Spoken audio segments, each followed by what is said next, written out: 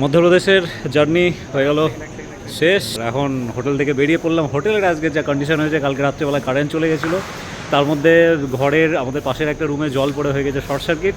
আর short circuit হওয়ার পরে broom বাম করে আওয়াজ হচ্ছিলো, ব্লাস্ট হচ্ছিলো। তো সেই ভয়ে আমরা তাড়াতাড়ি হোটেল থেকে বেরিয়ে গেলাম। এই হচ্ছে আমাদের হোটেল, আর এই আমরা লাগেজ নিয়ে বেরিয়ে পড়েছি। এ আমার ভিডিও করছে, আমি ব্লগ বানাচ্ছি, ও আমার ভিডিও বানাচ্ছে। তো যাই হোক, গাড়ি ডেকে নিয়েছি, গাড়ি চলে এসছে, কিন্তু গাড়িও হয়ে গেছে আবার পাঞ্চার। গাড়ির কন্ডিশন এমন, গাড়ি এসছে স্টেশন যাওয়ার জন্য, গাড়ি হয়ে গেছে পাঞ্চার। এখন দাদা গাড়ি ঠিক করছে, গাড়ি ঠিক করে নিয়ে আমরা গাড়িতে উঠবো, তারপর যাব স্টেশন।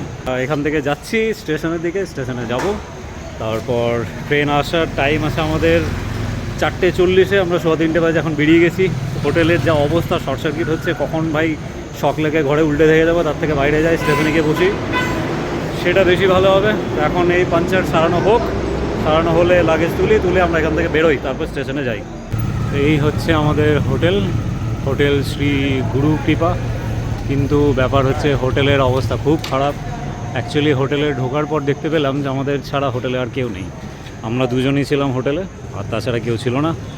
হোটেলের বাইরের পরিবেশটা বেশ ভালোই। এখান দিয়ে একটা ফ্লাইওভার চলে গেছে সামনে দিয়ে, আর এই পাশে ছোটোখাটো দোকান। আর আমাদের এই টেম্পো এখন রিপেয়ার করা হচ্ছে, ভাইয়াজি এখন রিপেয়ার করছে। রিপেয়ার হয়ে গেল আমাদের টেম্পো, ব্যাস। আমরা হোটেলে ছিলাম মনে হয় সম্ভবত আমরা দুজনই, কারণ আমাদের পাশের যে রুমগুলো ছিল সবগুলোই পুরো ফাঁকা, মানে রুমে আর কেউ সম্ভবত ছিলই না। যতগুলো রুম দেখছিলাম সবই ফাঁকা, কারোর গলার আওয়াজও পাচ্ছিলাম না, কিছুই না। আমরা দুজন প্রাণী ছিলাম। রাত্রিবেলা বেশ একটু ভয় লাগছিলো যে শালা কেউ নেই, তার মধ্যে হয়ে গেল শর্ট সার্কিট। তাই ভাবলাম না বাবা, পালাই এই হোটেল থেকে।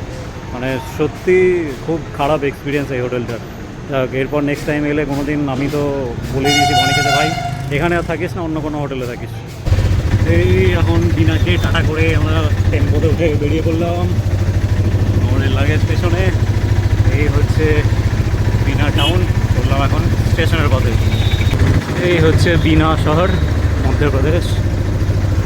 বেশ ভালোই ছোটোখাটো একটু শহর, টাউন, খারাপ না। আর এই হচ্ছে কালকের আমরা যেখানে মোমো খেয়েছিলাম, 7 ডিগ্রি রেস্টুরেন্ট, সেই রেস্টুরেন্ট। আমরা টেম্পো করে ভটভট করে লাফাতে চলে এলাম বিনা জংশন স্টেশন। আর এটা হচ্ছে বিনা জংশন স্টেশনে ঢোকার এন্ট্রি গেট।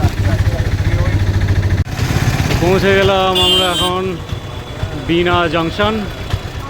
এই হচ্ছে বিনা জংশন স্টেশন। এই বিনা জংশনের আমার পেছনে হচ্ছে টিকিট কাউন্টার, আর এদিকে হচ্ছে প্ল্যাটফর্ম, সম্ভবত প্ল্যাটফর্ম 1। এটা দিয়ে হচ্ছে এন্ট্রি। আমরা এখন এখানে নামলাম, এন্ট্রি করলাম। এখন ট্রেন কত নম্বরে দেবে সেটাই হচ্ছে এখন দেখার বিষয়। এখানে পেছনে এসকেলেটর আছে, এবার সম্ভবত অ্যাপে দেখাচ্ছে 4 নম্বরে, বাট জানি না কত নম্বরে দেবে। যত নম্বরে দেবে সেই নম্বরে লাগেজগুলো নিয়ে যেতে হবে। কত বললো? देता है 1 नंबर पे, এক নম্বর পে, অ্যাপে দেখাচ্ছে 4 নম্বর পে। देखाচ্ছে 4 नंबर। তো যাই হোক, অনুসন্ধানে বললো 1 নম্বরে দেবে, আর অ্যাপে দেখাচ্ছে 4 নম্বরে দেবে। এবার এখন অপেক্ষা করতে হবে। এখন বাজে 3:38, 1 ঘন্টা পর ট্রেন ঢুকবে আশা করি। এখন বসে অপেক্ষা করি। বাড়ি থেকে বহু দূরে, 1200 কিলোমিটার, সম্ভবত 1200 নয়, 1300 কিলোমিটার দূরে, অচেনা একটা রাজ্যের, অচেনা একটা শহরের, অচেনা একটা রেল স্টেশনে আমরা এখন বসে আছি। আলাদাই লাগছে, সব অচেনা মানুষজন, অচেনা লোকজন, অচেনা রাস্তাঘাট, কেউ চেনা জানা নেই, বাট বসে আছি, ট্রেনের অপেক্ষা করছি, ভালো লাগছে। গরম লাগছে বাট ভালো লাগছে। ট্রেনটা এলে ট্রেনে উঠবো, তারপর ভালো লাগবে। তো এই চলে এলো আমাদের ট্রেন, রানী কমলাপতি সাঁতরাগাছি হামসফর এক্সপ্রেস। এই দেখতে পাচ্ছ পেছনে ঢুকছে। এখন বসতে 1 ঘন্টা পর 4:40 ঢুকে পড়লো ট্রেন। মোটামুটি এই হলো, ট্রেন ঢুকে পড়লো। আমরা এবার গিয়ে উঠে পড়ি ট্রেনে। চলো, আমাদের কোচ হচ্ছে B13 স্লিপারের পরে পড়বে, ঢুকছে। এবার আমাদের একটু সামনের দিকে যেতে হবে। এইখানে দেখাচ্ছে B13 একটু সামনে পড়বে, তো আমরা এখন সামনের দিকে চলো এগিয়ে যাই। তো উঠে পড়লাম ট্রেনে। ট্রেন একদম মোটামুটি টাইমেই, একটু লেট, 5-10 মিনিট লেট ছেড়ে দিল এখন। এই হচ্ছে বাইরের ভিউ। আমরা এখন উঠে পড়েছি, ট্রেন শুরু, এখন মোটামুটি 24 ঘন্টার জন্য আমাদের জার্নি শুরু। এই হচ্ছে আমাদের বিনা জাংশন। বিনা জাংশন থেকে আমরা বেরিয়ে পড়লাম, ট্রেন ঢুকলো, উঠে পড়লাম, 5 মিনিট হল্ট দিয়ে বেরিয়ে পড়লাম।